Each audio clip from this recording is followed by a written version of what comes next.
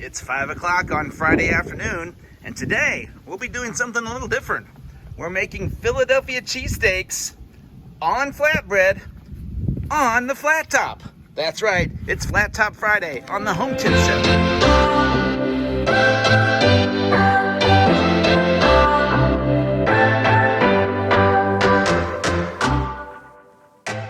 All right, well, let's go through our list of ingredients first. This is a ribeye that I bought thinly shaved and then cut into really small slices. It's best to actually cut that when it's a little bit frozen still, and then put it in the fridge overnight, and then get it out about 2 hours before you're ready to cook. Here we have red bell pepper, green bell pepper, yellow bell pepper. Here is just some, this was just a red onion or a purple onion, whatever you want to call it. Some jalapeno. I'm not going to put those in the main mix, but I'll have those kind of cooked to the side that you can put on there later, should we choose. We have mushrooms, and we are using white American cheese today, not provolone, not Cheese Whiz, but white American. Have a little butter that we'll have to add, but we are not making these on hoagies or subs. Nope, today we're making flatbread cheesesteaks.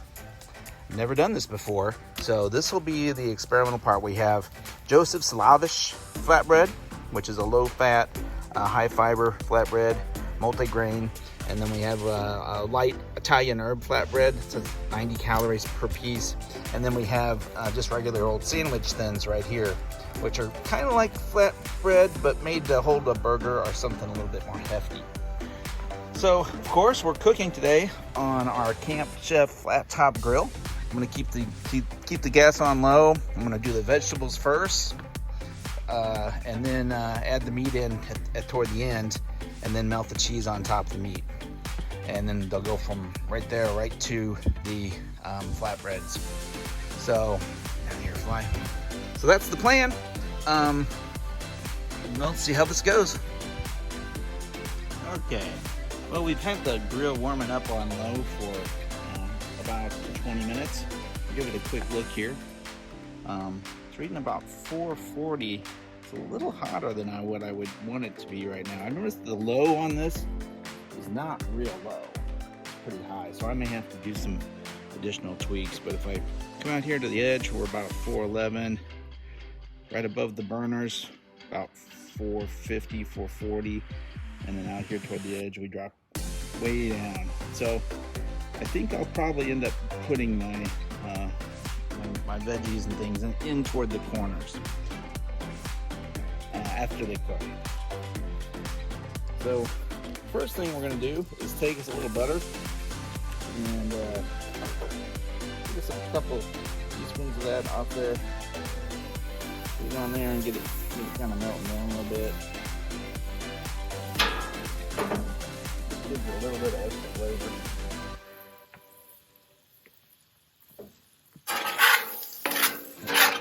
Very hot. I can tell how hot it is.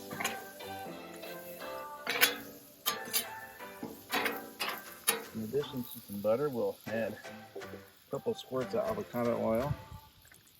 Get that just to give these guys a nice area to cook in. So the first thing that we're going to add is we're going to add our vegetables. Start with our peppers. Actually, start with our mushrooms. So this is I don't know, about 7 or 8 just regular old bell mushrooms. Baby bells, I think is what they're called.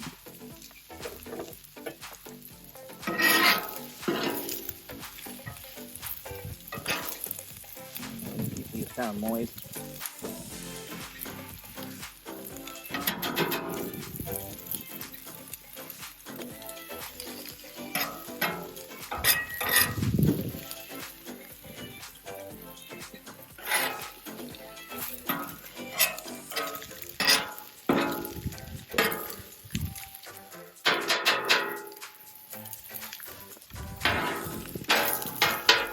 Again, keep it on low.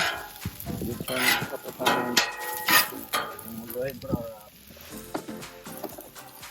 green bell peppers on. Get them going.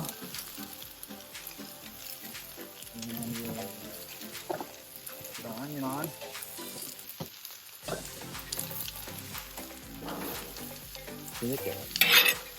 We were at it seems like a lot of food to just make 2 cheesesteaks.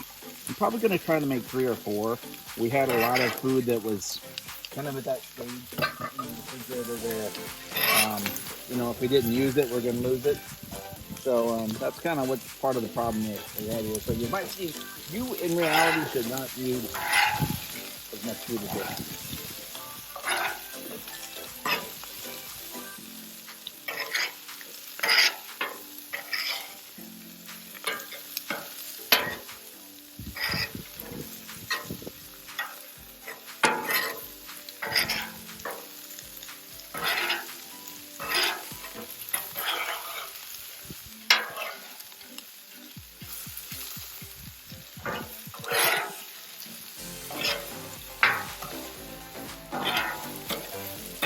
If you ever wanted to practice to be a hibachi chef, you know, it's like probably about as close as it's going to get.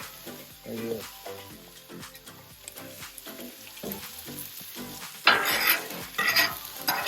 Okay.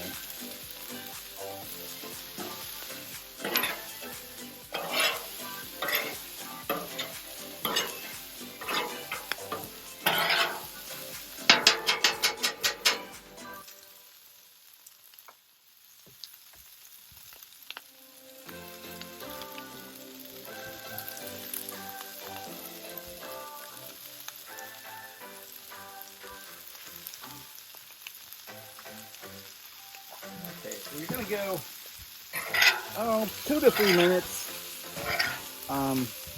Flip it. 2 to 3 minutes. Flip it.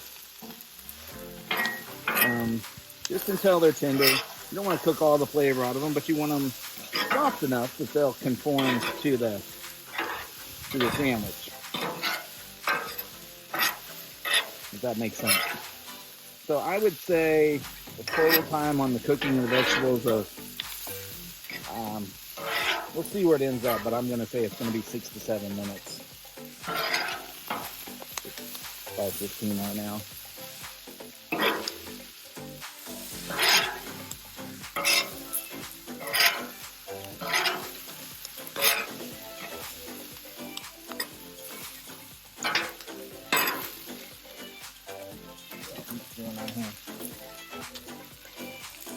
Oh, good. He was falling a little bit. Amazing.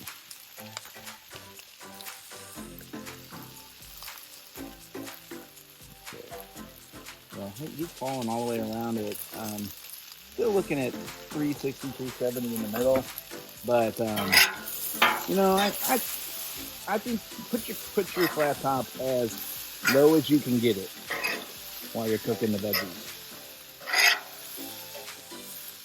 When you start to cook the meat, you have a decision to make. We're just going to let the sound go for a little while.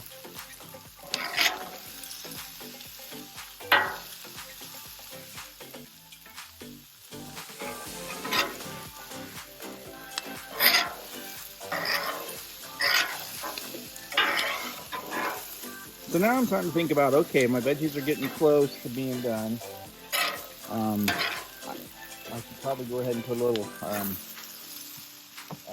flavoring, so a little salt and pepper, as well as some onion.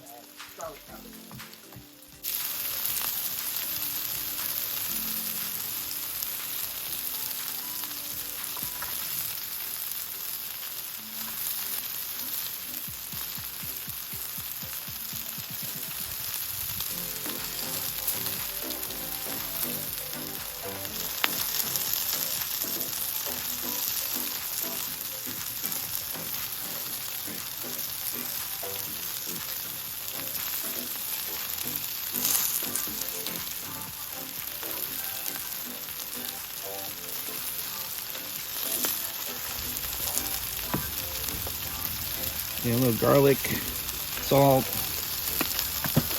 and a little fresh ground pepper on there. easier if you can mix this up ahead of time. So you have it all in a little container and you can just use your fingers to sprinkle it out. But I am never fully prepared, so this is how it gets done around here. Okay, let's give these another look.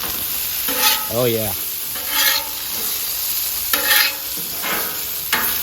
Those are looking pretty darn good. So I think at this point what I'm going to do is see if I can keep them to the edge without burning. And go ahead and try to get our meat going right here on the outside.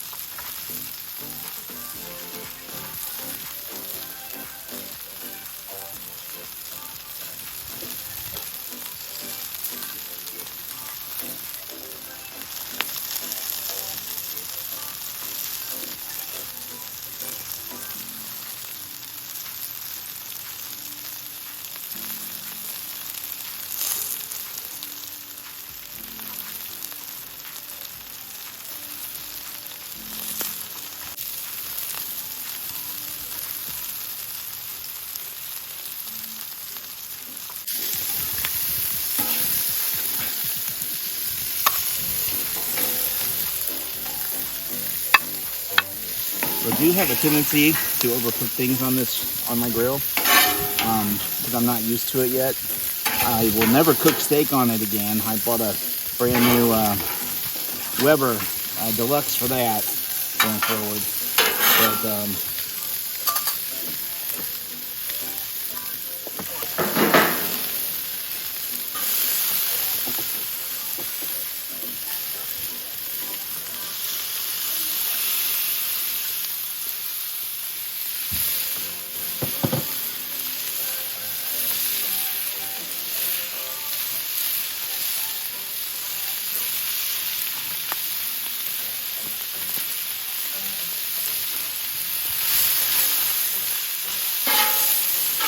now I've seasoned the meat with salt, garlic salt, and pepper.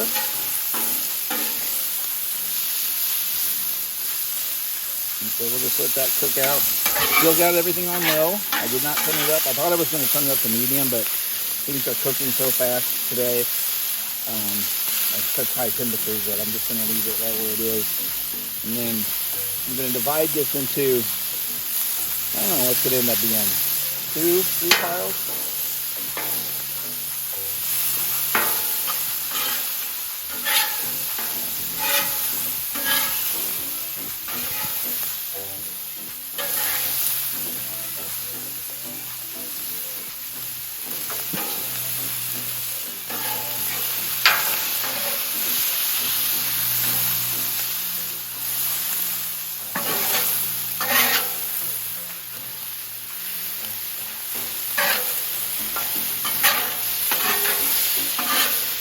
Yeah, look at that. One.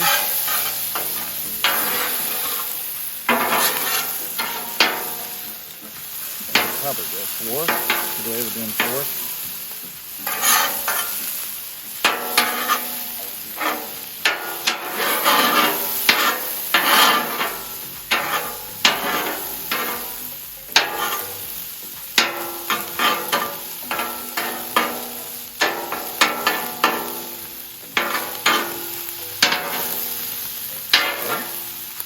what we're going to do is add our vegetables back on. Now, let's add some tongs to do this.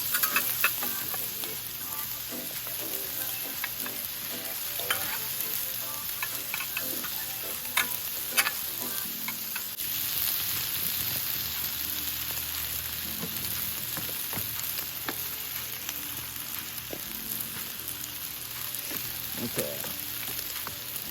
We've got our piles of veggies sitting on top of our meats now.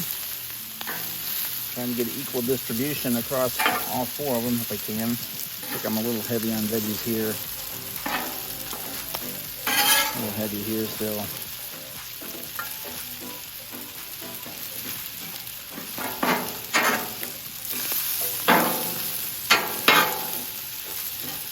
Okay. Go ahead and just turn all our burners off at this point so that heat starts dropping. And now we're going to wrap our cheese. We already had this done too if I was a good planner.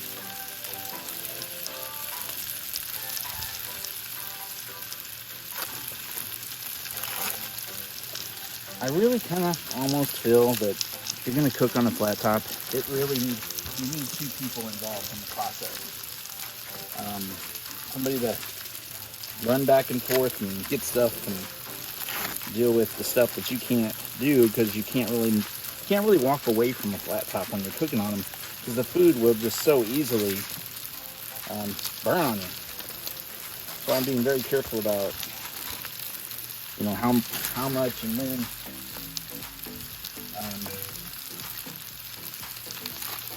heat I apply and when I turn that heat off, because you can still hear them cooking.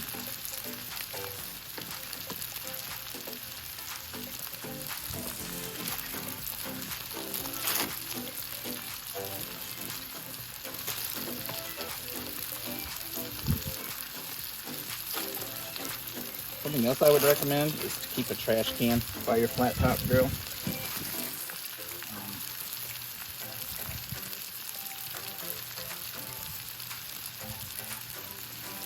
Because things like this, you just don't have any, like these wrappers. I'm gonna have to come back out here later and pick them up. I'm just kind of tossing them down right now because I'm trying to stay ahead of this contraption. And then just rerun these two.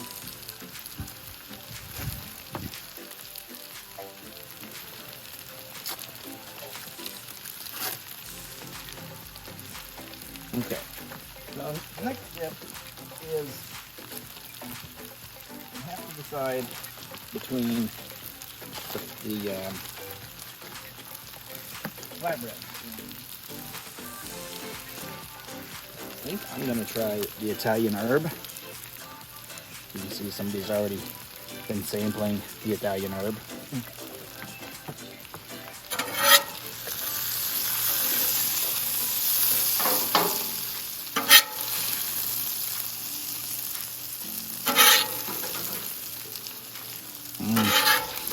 That smells good.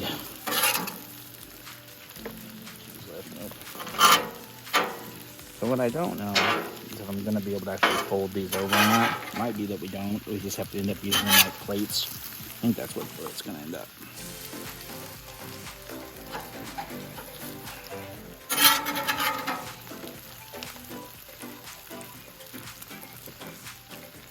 This one we're going to do lavash. What's the name of the brand? Lavash. I guess I could have done them like sandwiches, really, you know. Oh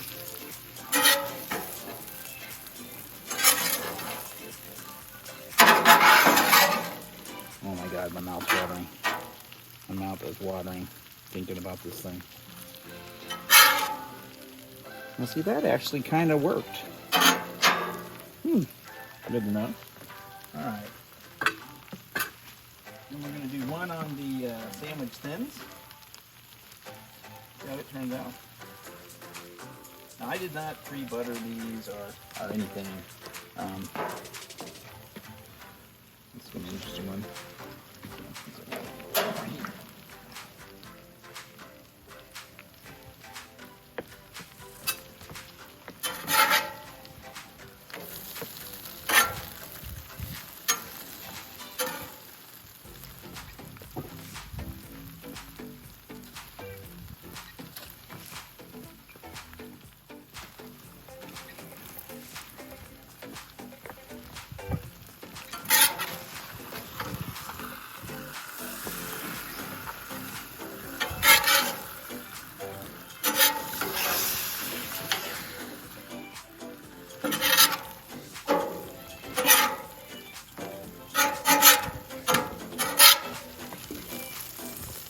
much this we're actually going to be able to fit on there, but we're going to try. Try to make this one more like a burger. That almost worked. And this last one I think I'll do in a lavash as also double lavash flatbread.